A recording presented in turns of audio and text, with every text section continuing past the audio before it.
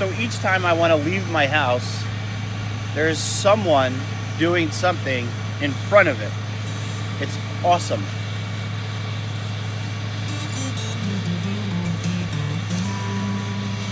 We'll get this video started in a minute.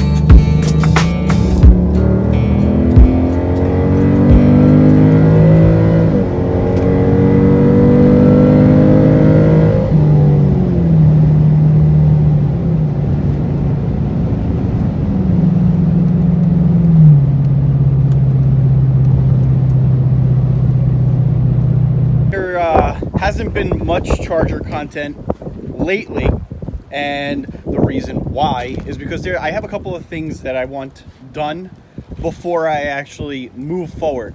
Now the first thing is I need to get an oil change. The second thing is I really want to get those NT05Rs off the back. I want to put the all seasons back on the 315 Achilles UHP. Those are two things, the coolant, and also to, keep in mind that the content created for the charger also costs a lot of money. So I am doing my best to try and figure out a way to continue creating content without killing my budget. That being said, I do have some things planned, and we're going to go over it right now. There has been a lot of things going on in my mind about what it is that I want to do next with the charger. A lot of people have been dying to see this thing on the dyno, and rightfully so. The plan was never for me to do the 392 intake manifold and then jump right back on the dyno right away. But I do plan on dynoing this car in its current state to see what it was making. Now, before I jumped on, before I did the cam and the 392 intake manifold, I jumped on the dyno and got 355 wheel horsepower and 395 in torque. And that was from shorty headers and a tune. So with the cam, I am ballparking about 50 wheel horsepower. And with the complete intake manifold, the LMI intake and the throttle body, I would say that it should be ballparked at about 20 wheel horsepower. So in my mind, I should be in the neighborhood of about 420 wheel horsepower, give or take. I don't know if I'm being conservative. I don't know. That being said, I still want to jump on the dyno to verify that. So why haven't I done it already? Because dyno runs actually cost quite a bit of money. And so in addition to just jumping on a dyno, I wanted to do something else, okay? Make it where I can make multiple videos, have more of a segment rather than me renting a dyno for an hour, doing a couple pulls, and, basically making one or two videos out of it. So with that being said, I have been communicating with Genetti Racing, Ted. And since I've gone there, I have been extremely impressed with the operation that he has going. And his knowledge is unquestionably unbelievable. I mean, the guy is like a walking encyclopedia for cars. I was so impressed. And right after I left there, I was immediately thinking, I think I want to get my car tuned. I want him to tune my car after watching him do the Challenger up on the dyno.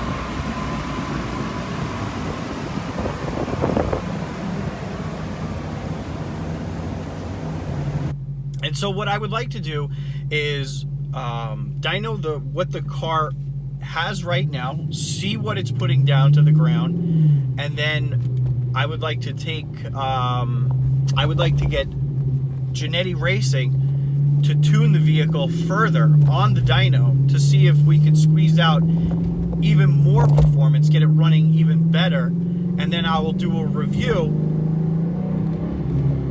on how the car is doing in comparison to what it's doing at this particular moment.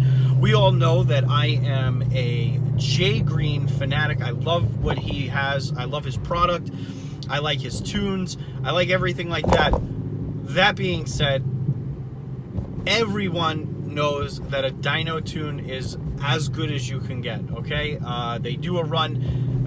You know, I watched the whole process. He's doing runs, adjusting, doing runs, adjusting. And so I really want the Charger to be at its best. And so that is what I'm going to do. I'm going to hand the keys over to Ted at Janetti Racing, and we're going to see what he's capable of doing. Now, that leads me to my next modification, and I'm thinking of doing one or the other.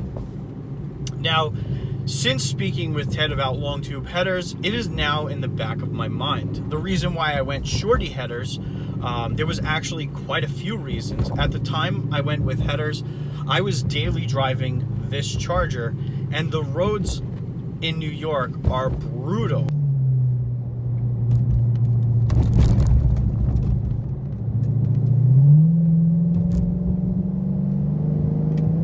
So thinking of, you know, having long tubes on these potholes and all kinds of stuff like that, I was worried about busting a weld. Also, too, my Charger is lowered, so I don't know if I'm going to have any issues, but it's a chance that I'm willing to take at this particular moment because I now have a daily driver, the Monte Carlo SS. And so this car isn't going to be dependent on to really deal with everyday abuse of these roads. So long tube headers is now on the table, and I think with long tube headers it will be interesting to see how Janetti Racing or their see what they're capable of doing with my shorty headers and a tune versus long tube headers and a tune, and see what more horsepower we can squeeze out of this setup at a naturally aspirated route. I would like to keep this car moving forward without having to resort to forced air, but I'm kind of reaching a point where, you know, what more can you do without actually going to forced air? I guess I could upgrade the heads, get higher flowing heads, port the intake manifold, but now you're talking about spending close to, you know, thousands of dollars for very minuscule upgrades. And so, you know, I was thinking maybe the long tube headers can get me an additional 20 horsepower, wheel horsepower. We're going to find out about that probably. And then the other thing I was thinking about doing was actually getting a Hellcat catback exhaust. And the reason why I would do that is because the piping is a lot wider on the Hellcat pipe, the stock exhaust. And I absolutely love the way that the Charger RT sounds with that exhaust setup. I reviewed a charger with long tube headers and a Hellcat catback exhaust.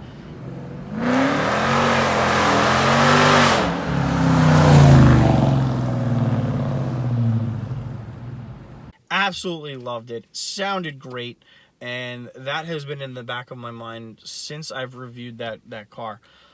So that is really what the game plan is. That is what's going on in my mind. I have a certain idea of what it is that I want to do with the charger, and I hope that a lot of you guys, you know, remain patient with me. I'm trying my best to kind of maximize the content for the charger. If I jump on a dyno, I want to be able to make a few videos out of it and answer as many questions as possible in the process of it. So there is charger content coming. This build is going to continuously evolve, and I'm going to keep plugging away, trying to squeeze more horsepower out of it. I don't know how much more horsepower I'm going to be able to get out of this thing with after the long tubes and the Hellcat exhaust. I don't know if I'm willing to port the intake manifold. I don't know if I'm willing to do the heads and everything like that. If anything, if I really want more horsepower, I might have to go forced air. But there are other modifications that are not horsepower and torque related. I can make the charger more efficient with the power. Upgrading the gearing, upgrading the differentials, putting straight strut bars in, and just maybe even upgrading my rims, tires, maybe doing some weight reduction. My back rims are only 20 by 10s, so I might want to start looking at lighter weight rims that are 20 by maybe possibly 11, get a wider footprint so my tires are being taken advantage of a little bit more. So there's plenty of things that I can continuously evolve with this charger. It is still, going strong. I haven't forgotten about it. But in the meantime, I want to say thank you to those that continue subscribing. This channel gets a ton of support, and it's growing at a pace that's just unbelievable, and I really want to thank all of you guys for jumping on board early, hitting that subscribe button. There is no stopping this channel. I will continue uploading. It will continue becoming more and more successful, and it's just full speed ahead kind of a deal. I want this to be a successful channel, and you guys are helping me get there. So I do appreciate it, and some good videos are coming your way. I promise you that. So, all right, guys, I am out.